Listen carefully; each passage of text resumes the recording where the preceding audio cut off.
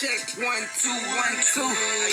Original king from the 1G. Good evening, everyone. Welcome back once again to Vicious Rants, and of course, I am your host, your YouTube messiah, nothing imitated, never duplicated, Superstar Tim Vicious, and well, before we get into this week's episode of Raw, which was in Washington D.C., big news need to officially announce as of on here on the show. Yes, it was made official last week via the Twitter. However, we need to address it here. It is official. Vicious Rants is now part of the Main Event Wrestling Network. That's right. We have signed, as I said then, we have signed quite possibly the most exclusive deal you could possibly imagine to be a content creator for them. Make sure you guys check them out. They are on YouTube, Main Event Wrestling Net.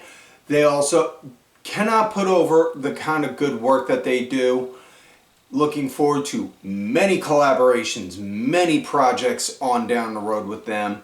So not only am I often imitated, never duplicated, I am now Mr. Main Event himself. I always said I was a main eventer. My mom always said I was a main event kind of guy. And well, being on the Main Event Network, what's that tell you, folks? So, before we get into Raw last week, or Raw this week, I should say, not even a whole 20 minutes into the show, not even a whole 20 minutes into being with Main Event, and I'm already slipping up. Probably gotta be, thank God I signed that deal. Before we get into this week's show, we're going to switch gears and talk about last week via the SmackDown Rewind and the big highlights from last week's SmackDown. It started out with Kevin Owens. Kevin Owens coming down to do commentary, and the reason for that being is because Corey Graves was not there, because he and Carmella were celebrating and were there because of the birth of their firstborn child together.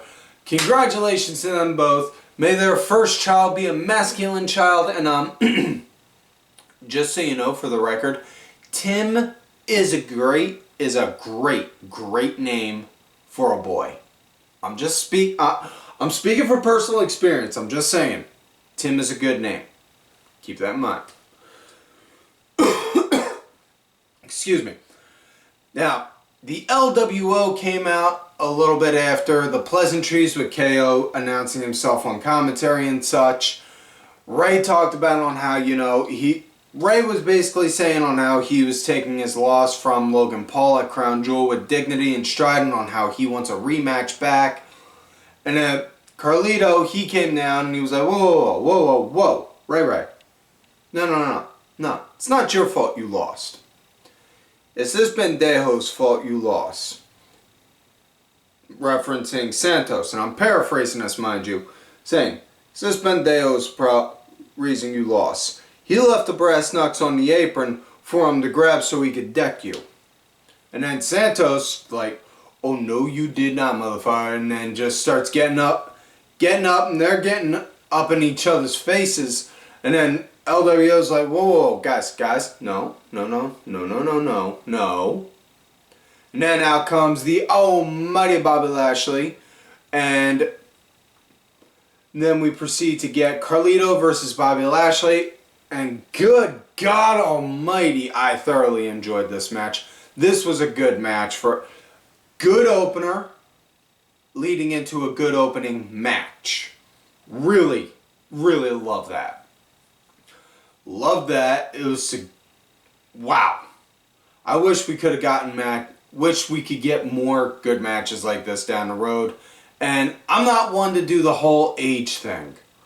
Because my argument has always been if the talent can go, it doesn't matter if they're 20, 30, 40, 50, 60, whatever. Can they go? Can they go and work safely? And by safely, I mean where they're not risking their health or their opponent's health. If they can go and they can work safely, go out there and perform. I don't care. Because, you know, I've seen, you know, crying out loud, we saw Terry Funk working up until he physically could not. Rest his soul. You know? And I guarantee there are plenty of the quote-unquote old-timers out there that are like, you know, if I could climb into that ring, man, I'd whoop that kid's ass. I guarantee there's an old-timer watching some wrestling show thinking that. But either way, like I said, I'm not normally one to talk about the age thing, but Bobby Lashley's pushing 50, Carlito's early to mid 40s, and just like, these guys are in just as good, if not better shape now than when they were early on in WWE. And good God almighty, they are freaking solid. I'm not just talking physique-wise, I'm talking work rate. Like, whew, wow. That's something. So yeah, either way, great match. Bobby Lashley got the win. Afterwards, Santos came out to confront Ray, who was there, who stayed ringside for Carlito. You know, embraced, gave a hugs, and then, boom, beat the living snot out of him, started screaming and yelling at him. It could have been us, right? That could have been us. You know, almost kind of, you know, and it was just started beating the holy hell out of him, and then Zelina was like, Santos, stop, Santos, stop. Screaming and yelling. You could feel the emotion she was delivering with that, like being frustrated and upset on it. Like, ooh. And yeah. Now I know some people out there on the interwebs are saying, oh, the old school Legato's back. Oh, I can't wait to see that. Blah, blah, blah. Personally, I think that would be a bad idea if they went backwards, going back to the old Legado del Fantasma bit that they were doing in NXT. And it's nothing against it. I absolutely loved it. Listen, I absolutely loved it. I did. However, the character, make sure I say this the right way. Not the characters, but the performers have evolved to the point they don't need to do that kind of gimmick anymore.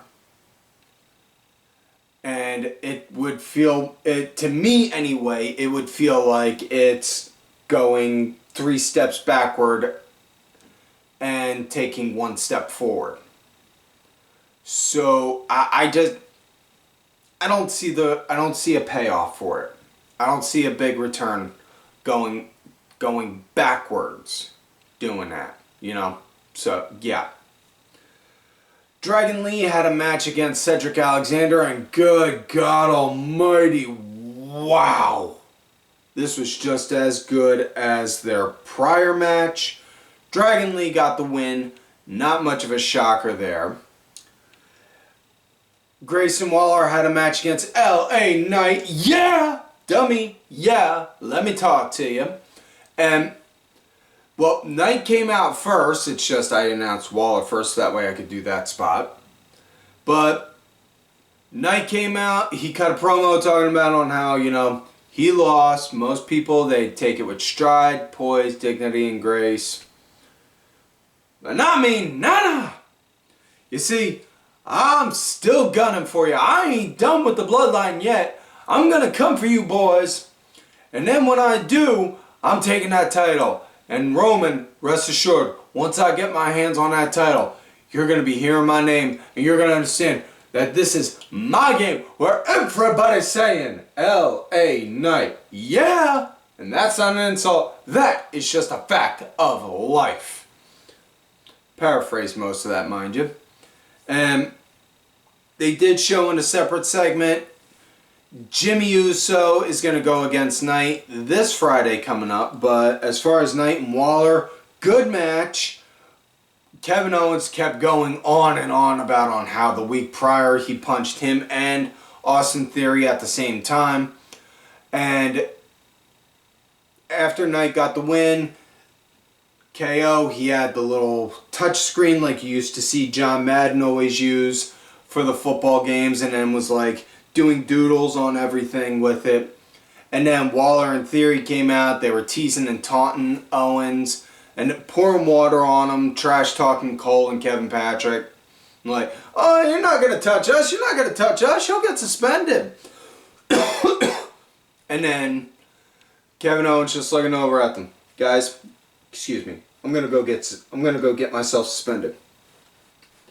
And then goes over, wham, goes and beats the crap out of him. So, yeah.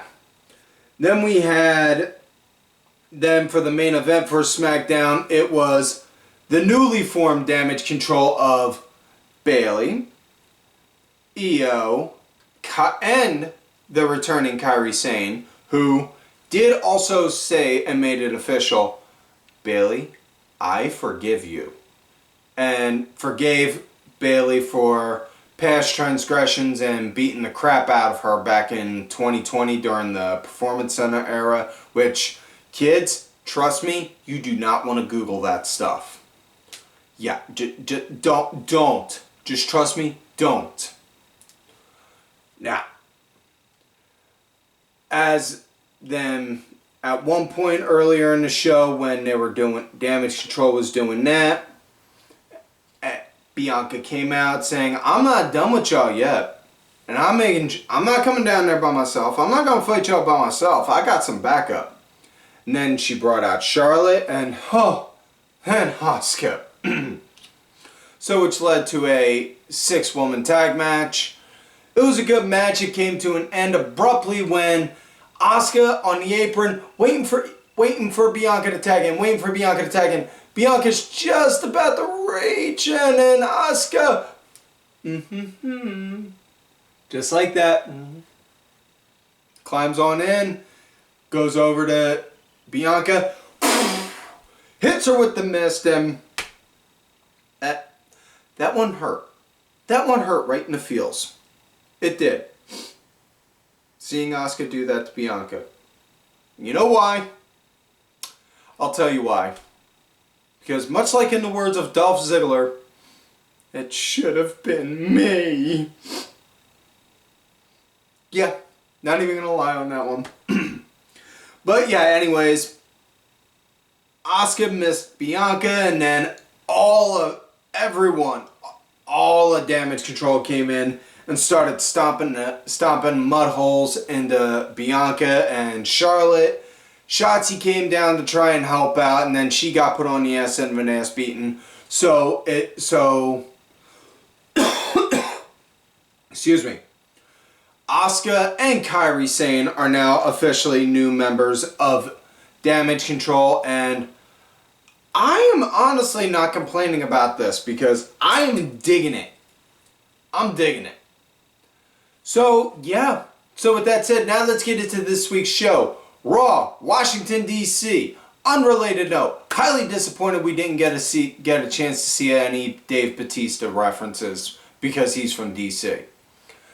Moving forward though, show starts out with Cody Rhodes coming down.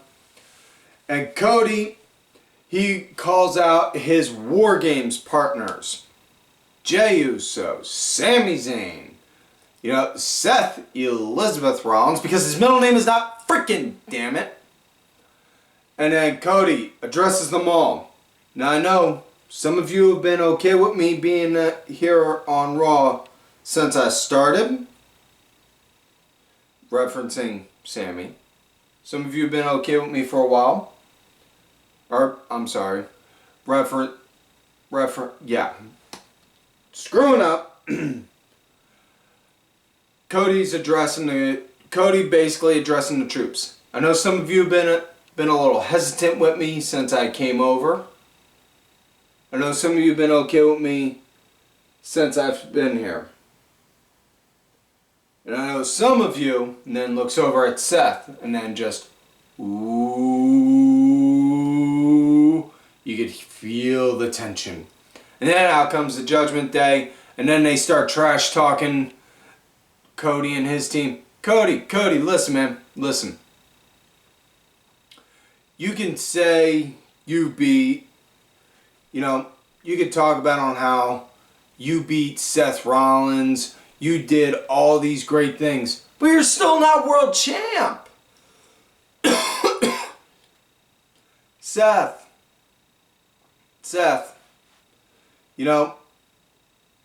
how does it feel to be world champion, but still not be able to say you beat Cody Rhodes?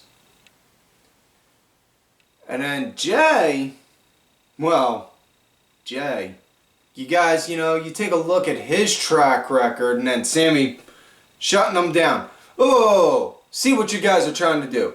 You want to try and cause some you want to cause some tension between the troops? Not working. You see, like we said before, this, what you guys are all about, wanting power? No, not going to happen. We are not going to stand by. We are not going to let you do this. Sami, very much so, almost in like a rebel kind of way. And I'm talking like a rebel fighting for freedom kind of way, not a screw the man, fight the power kind, but like an actual, somebody that actually means it kind of way. Taking it to them. And then Seth saying, well, how about this? How about me and Sami, we go and take on you, pointing Dominik, you and JD in a tag match. And before that happens, they're cracking jokes at the Judgment Day because Mommy, Rhea Ripley's not there. Surprisingly, Dom's able to speak for himself. And then they're poking at Damian Priest. Well, since Mommy's not here and she's not the leader, since Mommy's not here, I guess that makes you the leader. No, we talked about this. Judgment Day don't have a leader. Oh, come on. Tell me you're not the leader? You're not the leader? You're not the leader? I am the leader of the Judgment Day. Okay, we see on how it is now. You want a tag match? Fine. And then Priest says he's okay with it. So now we get to our first match of the night. Seth Rollins, Sami Zayn teaming up to go against the human fucking Funko Pop, JD McDonagh, and Dominik Mysterio. And well, I'm just going to say this now. I'm worried. I'm legitimately worried about War Games because is JD's big giant head going to fit through that doorway to get into the cage? Seriously. And more to the point, is his head going to break the cage if he gets inside, if and when he gets inside? Because if he can't go through the door, chances are he's going to have to scale that fence. I'm just saying. But either way, as far as the match went, nice start, good pace. Good pace. Faces, they were leading into the commercial break. Heels, they were leading into the post. Decent match. It came to an end in a DQ when Seth, he was going to go and end it on Dom. He was sizing him up for a curb stomp. And then next thing you know, Priest and Balor came out of nowhere. And then it proceeded to go into a big flim-flam schmaz. Excuse me. Time of year. Allergies and sinuses. But either way. As all that's going on, then Adam Pearce comes out screaming, start raving mad. I am not going to have this. No. We are not going to have this before War Games. So you know what? We're still going to do our tag match tonight. So Finn, Damian, you guys are going to be fighting. But everyone else, Judgment Day, not only are you barred from ringside, you are banned from the building. And then, ooh man, it was like huge screaming, yelling. So guys, you got until their match to get everything situated and then get the hell out of my building. So afterwards, Rhea has a little bit of a shouting match with Adam Pearce. Zoe comes out, hyping up, talking about on how Rhea's juggling one too many chainsaws basically, and that she's going to lose her focus. She's not going to be ready for Survivor Series, and Zoe's going to win. And then we also see backstage at one point, Seth going around. He talks to Cody. Cody looks at him. Now listen, we don't get along. We may never get along. But just for one night, 364 days a year, we can hate each other's guts. One night and one night only. I just need us to be on the same page. And I need to know we're good. So I'm asking you to put any issues you got with me on the side for one night only. We good? And Seth looks at him. We're good. Shakes his hand. So the whole enemy of my enemy is my friend bit. We also see at one point Seth walking around, and then he sees Drew McIntyre. And Drew looks at him. You know, you said it yourself before Crown Jewel. When I lose, I am gonna have no one to blame but myself, and that's the truth. So, I'm here to give you something I should have given you that night. Puts his hand out. They shake hands, and then you just see Seth walk off, and then Drew just kind of looking like a nod of approval. So yeah. Now, next matchup we had was Otis versus Nakamura. This, I gotta say, honestly, excuse me. Sorry. Wow, this is more than normal. This was a nice clash of styles. Like, it was a nice clash of styles with Otis being the powerhouse, Shin having a strong style, and they clashed in a very beautiful kind of way. And they worked together. They had good chemistry. I liked it. You know, I dug it. I dug it, man. I can't put it up any other way. You know, Otis wound up leading into the break. Nakamura, he started picking it up and post break. It was a good match. It felt like at one point it felt like, wow, okay, how are they gonna end this? Because I'm watching it and it's like, again, seeing two styles that you didn't think would match going, and you're just watching, you're like, how the hell are they gonna end this? And then you just see it. Nakamura hit Otis with not one, not two, but three Kinsashas. So he had to do that to get the win. And they also announced next week Nakamura is going to go against Chad Gable. So, way cool. Next up, we got Piper Niven going against Tegan Knox. And, whoo, boy. Now, Piper, she was leading pretty much for a majority of the match, doing the power style, which, fully get. And Tegan, she wound up getting some shots in, decent enough.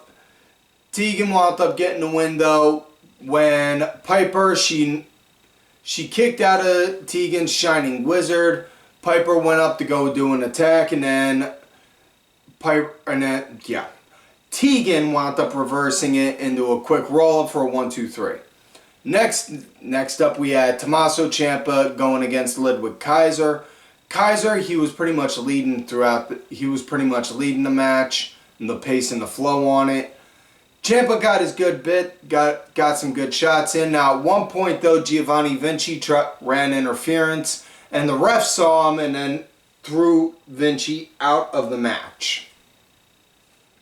Now as Ciampa was about to go for the win, was sizing him up, next thing you know, Vinci comes out of nowhere, boom, pops Johnny with a drive-by running boot.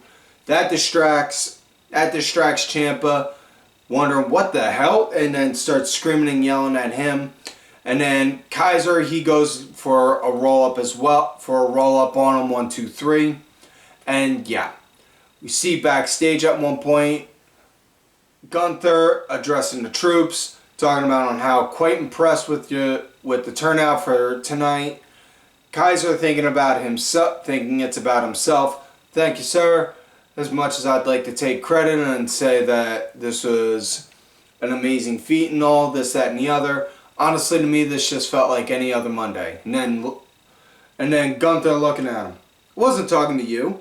I was addressing Gio. You stepped up, my boy. You've had a few mishaps over the course of the past few weeks, but you've proven yourself tonight. I'm proud of you. Keep up the good work. And then Kaiser just looking like, you son. Kind of having that look on him. So, yeah. Next up, we had Xia Li going against Indi Hartwell. And Xia, she was pretty much leading for this match. And then it came to an end when spin kick took Indi out. Ref called for a ref stoppage. Excuse me. Then Becky Lynch came out, wound up addressing Xia.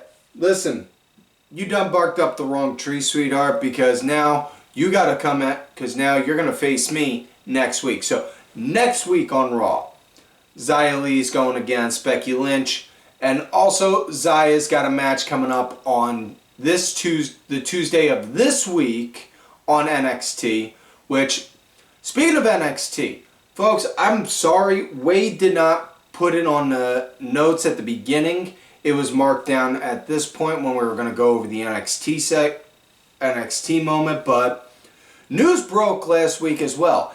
NXT in October 2024 is going to be airing on the CW network, which honestly I am really surprised on, because while yes, it's true, and I'm not one to care about rating numbers. I'm not one of those kind of wrestling fans that go and check the numbers the day after a wrestling show, like, ooh, what was the ratings? What was the demo? Blah, blah, blah. I don't care about that. I don't. But they would put out decent numbers, solid numbers, week after week after week after week. And the more I'm seeing this, I'm just thinking, okay, SmackDown's moving to USA in 2024. NXT's moving out in 2024. Man, what the hell are they going to do with Monday Night Raw? Because honestly, listen, and this is not, and I know nothing on the television business, ad sales, or anything like that.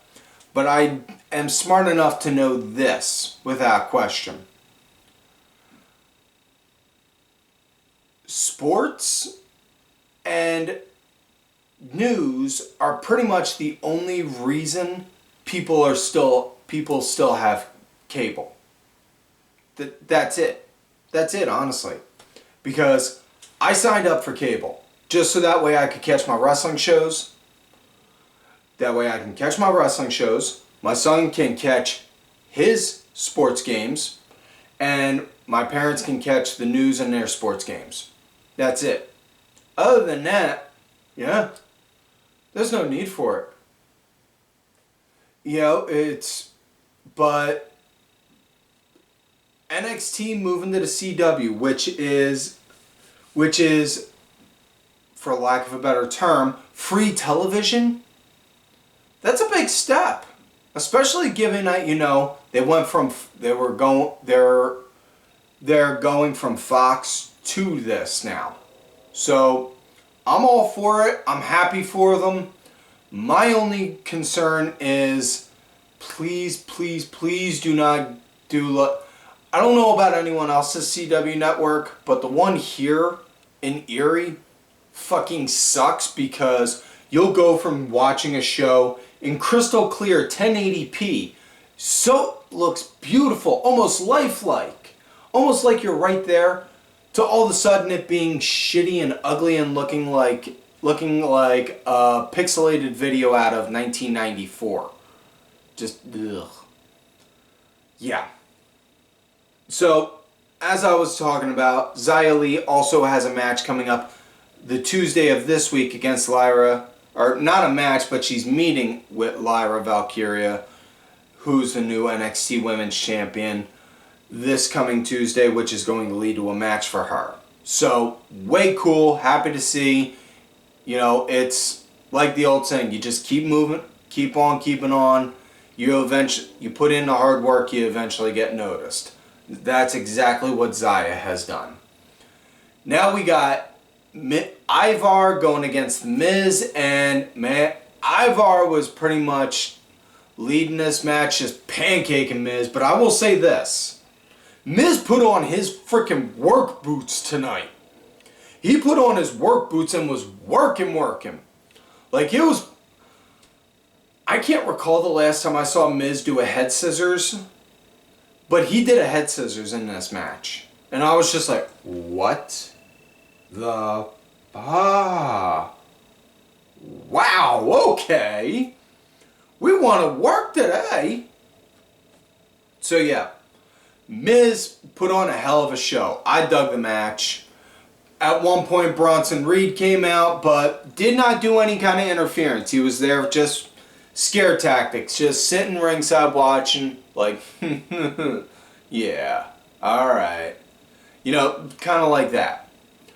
And decent match. Well, not even so much decent match. Like I said, I dug it. I absolutely loved on how Miz wound up just was showing off. Showing up and showing out, basically. Match came to an end when Miz, he did a powerbomb off the ropes and then went and did a cover with his feet on the ropes like that for the elevation for the 1, 2, 3. That was it. Afterwards, though, then we saw Bronson Reed come in and then do the tsunami! Boom, squish. So, yeah. So now we come to main event of the night. Tag title rematch. Cody Rhodes, Jey Uso going against Damian Priest and Finn Balor. It should also be of note that J.D. McDonagh did officially get his cut, and yes, so now he is an official member of the Judgment Day. So, nice start with the faces leading into the break. Cody, he was the punching bag for a bit in post-break. Jay got a hot tag in. Then Jay got the hot tag in at the second post. Decent pace and flow. I thought it was good. I mean, I'm not saying it was as good as the Fastlane one, but as far as TV main event, yeah. Excuse me. Match came to an end when Jey Uso wound up taking Balor to the outside. And then when he turned around, he picked his head up. Pan the camera. You see Drew McIntyre just standing there looking at him. And then Drew, boom, pops Jay with a claymore, picks him up, throws him in. Finn gets in. Finn covers him. 1, 2, 3. So your winners and still tag team champions, Finn Balor, Damian Priest. And then afterwards, we see Drew all the way up at the top of the apron, just standing there looking. And then out comes Rhea Ripley. And what do? They shake hands. And all I could think is, now if JR was on the commentary, was on the call for that, why, Drew, why? God damn you, you son of a bitch, why?